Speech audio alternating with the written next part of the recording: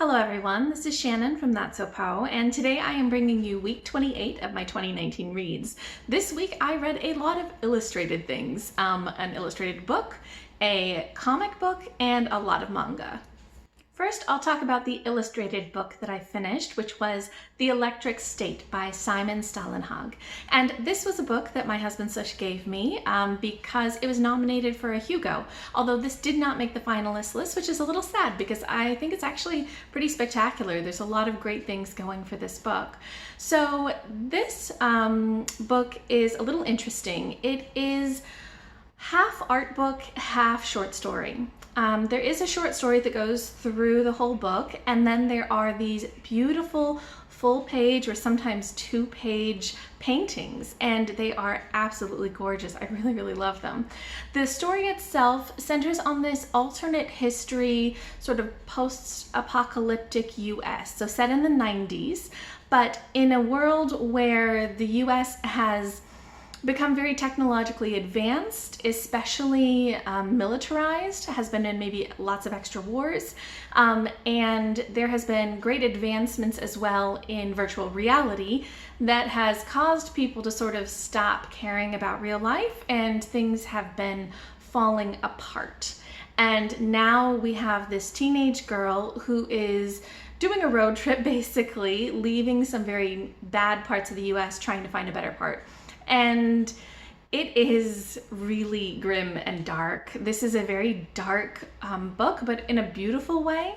And it has this derelict technology kind of beauty to it. I don't know how to describe it other than it's pretty gorgeous. If you've ever heard of the term like urban decay, I think that really works for this. And the story itself is so creepy. I was completely surprised. I did not realize, I knew that this was going to be like a post-apocalyptic type of book, but I did not realize quite how creepy the whole story would be. It was actually a little scary. I don't usually read things that are horror or anything like that, but it kind of makes sense. I'm pretty sure the author is Scandinavian, and this really fits with what little I know of like Scandinavian style horror, where there's just this atmosphere of dread and darkness. So it was actually surprising to me how much I liked that, given that I don't usually go for it, but I think it was really well done. Although I will say that at times the story got just a little bit graphic, talking about like body parts or sex or like death, things like that. Sometimes it would just get a little bit too graphic for my taste, but the paintings were not too graphic, and the paintings I think really make this stand out. So I wanted to show you just some of the paintings from this. So I'm gonna hide my face a little bit to show you because this book is enormous. So the way that it's formatted is that it'll have some text, so the storyline, and then it'll have this enormous, beautiful painting. And so in this one, it's just got this great beauty and kind of derelict feel to a lot of it. It also has a lot of kind of Americana.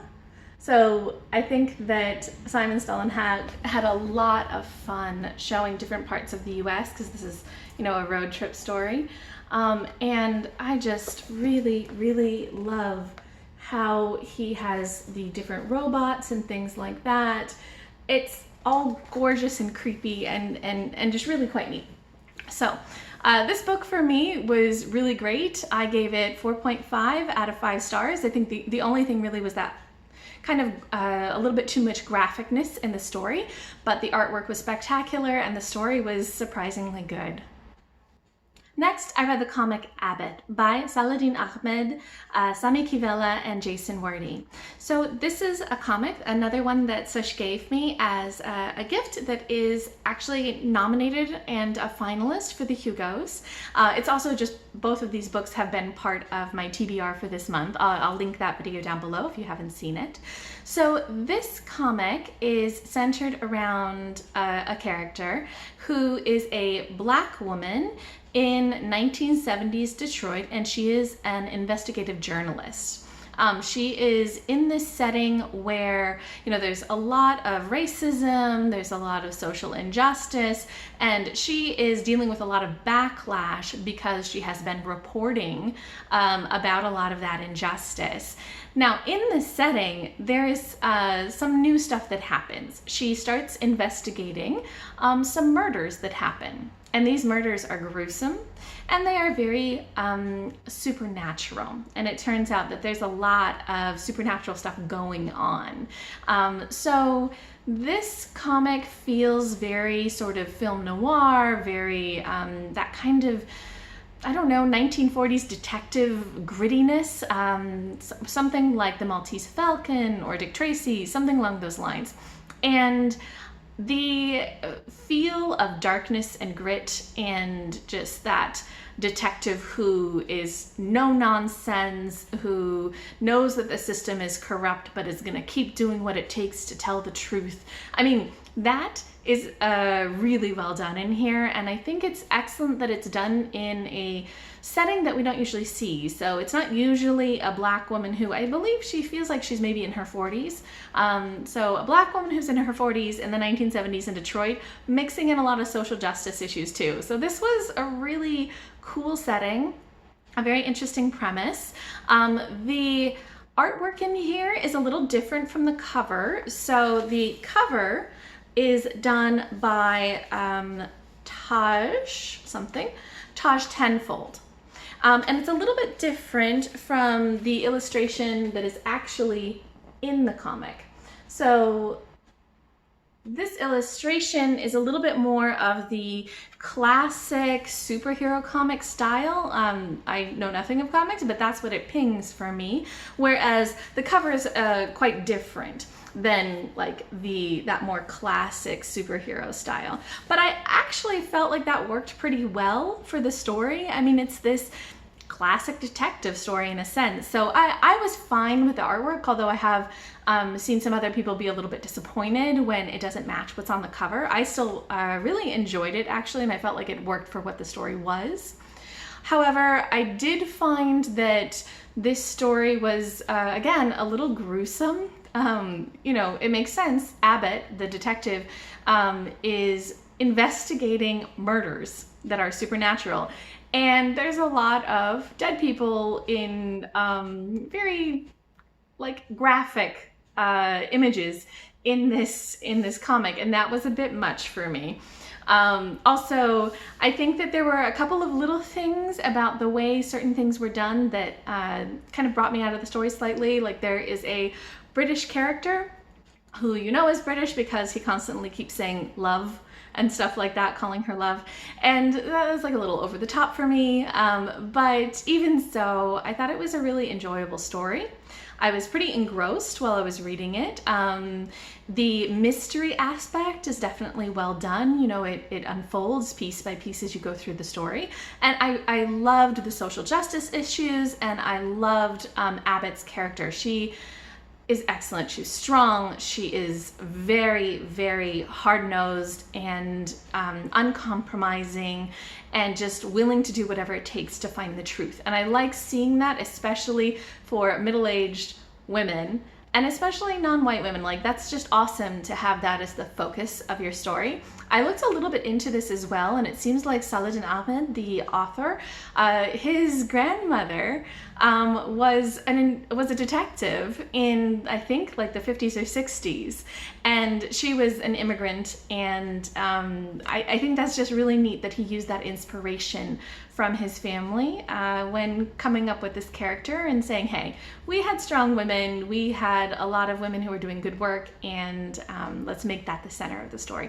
So I liked that twist on this kind of detective story. So I pretty much enjoyed this, and I would recommend it, but maybe not if you're quite so squeamish. I'm a little squeamish, so that part was tough for me. I gave it 4 out of 5 stars. And lastly, I finished volumes 9 through 13 of My Little Monster by Robico. And this completes the series. So really, volume 12 was the end of the series, and volume 13 was sort of some extras and little side stories and things like that. This series is something that was recommended by Reija at the Book Finch, who I will link below, in her manga recommendations for Slytherin video, which I will also link below. And it definitely worked for me. I really enjoyed this series. I love the main character. Shizuku is a girl who is very, very focused on doing well in school and getting a good job, and really doesn't have time for anything beyond that. No hobbies, no friends, nothing. And one of the reasons why she's so directed in this is she needs to feel in control of her life. She needs to feel like she can have safety and security, and especially because she had a little bit of instability growing up, that was very important to her. Throughout the series, though, she makes friends and falls in love, and she's forced to really grow as a person and to confront some of those fears and a lot of her just internal difficulties that she has avoided up until that point. And really, I feel like the whole series focuses so much on these issues of connections to others and dealing with our own issues so that we can have healthy relationships. And in that way, it's a very adult story, and I really, really like that aspect of it. It reminds me a lot of Brene Brown, if you've ever heard of her. I'll link a TED Talk that she did below, but she talks a lot about the way that we feel shame, about the way that we feel connection to other people, about the way that we fear being disconnected from people. And as I was reading this series, especially as we get to the later volumes, I completely saw so much of what Brene Brown talks about in these manga volumes. So that was really fascinating, just this idea of how do we connect to people, what sort of things make us disconnect or fear disconnection, how do our own insecurities make it difficult for us to be kind to ourselves or be kind to others. So a lot of that was very cool. I did find, though, especially in these later volumes, that it got a little bit I'm not sure what to say, like a high school manga tropey, in that, you know, there was the school festival, there's the not just triangle, but as many points on a shape as you want to think of, love issues. So, you know, so many different people liking so many other people, and it's all kind of this tangled mess. So that was a little bit much for me, because there's a lot of drama of, oh, who will this person choose? Or now there's a new love interest. That part got a little bit old for me. But I think that the emotional development of the characters and that focus on just being kind of like healthy emotional adults was really fascinating. And I especially liked how in the last volume what the characters did was they really grew and they decided to be stronger, you know, not just weak and kind of allow themselves to have all of these emotional crutches, but really to try to be better people and to try to support those around them. And I really liked that aspect of it. So even though there was a lot of tropiness that kind of made it less fully engrossing for me in these later volumes, I liked the character development and I liked the messages and the themes that it explored. So I gave these volumes, 9 through 13, between 3.5 and 4.5 for each of the volumes. So that wraps up week 28 for me. If you guys have read any of these, please let me know your thoughts down in the comments below. I am working on reading through my TBR for the Hugos, and I need to actually read some of the books, not just the illustrated works. So that is my next goal, and I'll be working on that for the next couple of weeks because voting for the Hugos is on July 31st. So I gotta make some progress. So she's definitely making progress. I need to catch up. I hope you guys are meeting your reading goals and having good reading weeks.